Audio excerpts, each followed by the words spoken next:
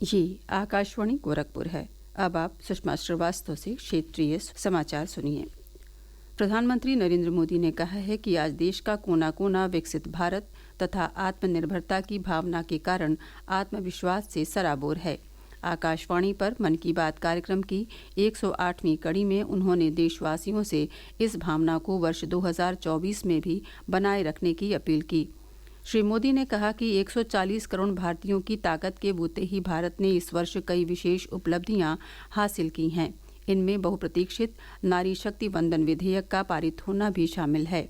श्री मोदी ने मन की बात कार्यक्रम को देशवासियों के साथ मिलने का एक शुभ अवसर बताते हुए कहा कि आज हमारी साझा यात्रा का 108वां एपिसोड है और हमारे यहाँ 108 अंक का पवित्र महत्व है। माला में 108 मन के 108 बार जप, 108 दिव्य क्षेत्र, मंदिरों में 108 सीढ़ियाँ, 108 घंटियाँ, 108 का ये अंक असीम आस्था से जुड़ा हुआ है। इसलिए मन की बात का 108वां एपिसोड मेरे लिए और ख़ास हो गया है। प्रधानमंत्री ने कहा कि जब कभी हमने मिलकर प्रयास किया है तो उसका देश की विकास यात्रा पर बहुत सकारात्मक प्रभाव पड़ा है। शारीरिक और मानसिक स्वास्थ्य के महत्व का उल्लेख करते हुए प्रधानमंत्री ने कहा कि विकसित भारत का सबसे अधिक लाभ युवाओं को ही होगा, लेकिन ये लाभ तब और ज़्यादा मिलेगा जब वो फिट होंगे। श्री मोदी ने फिट इंडिया के स्वप्न को साकार करने के लिए स्वास्थ्य नवाचार आधारित स्टार्टअप के बारे में लोगों से अपने विचार भेजते रहने का अनुरोध किया। उन्होंने फिटनेस के संबंध में जाने माने लोगों के अनुभव भी साझा किए। इनमें सदगुरु जग्गी वासुदेव, क्रिकेट खिलाड़ी हरमनप्रीत कौर, शतरंज खिलाड़ी विश्वनाथन आनंद, अभिनेता अक्षय कुमार और युवा स्टार्टअप संस्थापक ऋषभ मल्होत्रा शामिल हैं। हरमनप्रीत कौर ने लोगों को नियमित व्यायाम और 7 घंटे की अच्छी नींद को शरीर और फिटनेस के लिए ज़रूरी बताया। प्रधानमंत्री ने अपनी बोली भाषा के महत्व पर कहा कि हमें इनका संवर्धन करना है। उन्होंने कहा कि देश में कई बच्चे भाषा की मुश्किलों की वजह से पढ़ाई बीच में ही छोड़ देते थे। ऐसी परेशानियों को दूर करने में नई राष्ट्रीय शिक्षा नीति से भी मदद मिल रही है। बेटियों को देश का गौरव बताते हुए श्री मोदी ने कहा कि हमारा इतिहास ऐसी वीरांगनाओं की गाथाओं से भरा है जिन्होंने आगे आकर समाज को एक नई दिशा दिखाने का काम किया। नववर्ष की पूर्व संध्या पर आज गोरखपुर पहुंचे मुख्यमंत्री योगी आदित्यनाथ ने जिले के शहरी व ग्रामीण क्षेत्रों में हाईटेक चिकित्सा सेवा का विस्तार करते हुए 19 हेल्थ एटीएम का शुभारंभ किया। योगी राज बाबा गंभीरनाथ प्रेक्षागृह में आयोजित इस शुभारंभ समारोह के अवसर पर मुख्यमंत्री ने रेडक्रॉस सोसाइटी की ओर से गोद लिए गए 500 टीबी रोगियों को पोषण पोटली भी वितरित किया।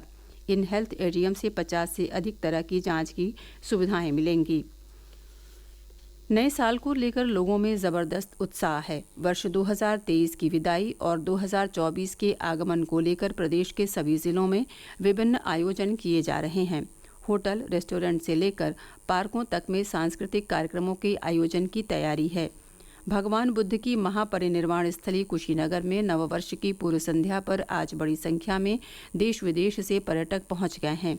भीड़ को देखते हुए कुशीनगर जिला एवं पुलिस प्रशासन ने सुरक्षा के व्यापक इंतजाम किए हैं। जिलाधिकारी उमेश मिश्र ने बताया कि पूरे मंदिर परिक्षेत्र की सीसीटीवी कैमरे से निगरानी की जा रही है। कल मंदिर परिक्षेत्र में वाहनों का प्रवेश प्रतिबंधित रहेगा। उधर पीलीभीत जिले के टाइगर रिजर्व में भी सैलानियों की आमद बढ़ गई है। बड़ी संख्या में पर्यटकों ने यहां के प्रसिद्ध चूका बीच पर नए साल का जश्न मनाने के लिए पहले से ही हट व कमरे की बुकिंग करवा ली है। लोगों का उत्साह इस हद तक है कि 7 जनवरी तक के लिए इस बीच के सभी हट फुल हैं। सफारी गाड़ियों की भी पहले से ही बुकिंग कराई गई है। पर्यटक यहां 25 फीट ऊंचे पेड़ों पर बने ट्री हट, शारदा सागर जलाशय के बीच में बने वाटर हट और स्टीमर पर घूमना बहुत पसंद करते हैं। राज्य के अधिकांश जिलों में लगातार तीसरे दिन भी जारी बर्फीली हवाओं से तापमान में गिरावट दर्ज की जा रही है और घने कोहरे से आम जनजीवन प्रभावित है। कोहरे से सुबह और शाम दृश्यता कम होने से रेल और हवाई यातायात पर भी प्रभाव पड़ा है। कई ट्रेनें अपने तय समय से विलंब से चल रही हैं। ठंड की वजह से कई जिलों में स्कूलों में अवकाश घोषित कर दिया गया है। मौसम विभाग ने लखनऊ और निकटवर्ती जिलों के अलावा कानपुर, कन्नौज, इटावा, फर्रुखाबाद, वाराणसी, कौशाम्बी, गोरखपुर, पीलीभीत सहित 53 जिलों में घने कोहरे की चेतावनी जारी की है। मौसम विभाग ने कोहरे का ये सिलसिला आगामी 2 जनवरी तक जारी रहने का अनुमान जताया है। कुछ क्षेत्रों में आज देर शाम हल्की बारिश भी हो सकती है। इसके साथ ही क्षेत्रीय समाचारों का ये बुलेटिन समाप्त हुआ। नमस्कार।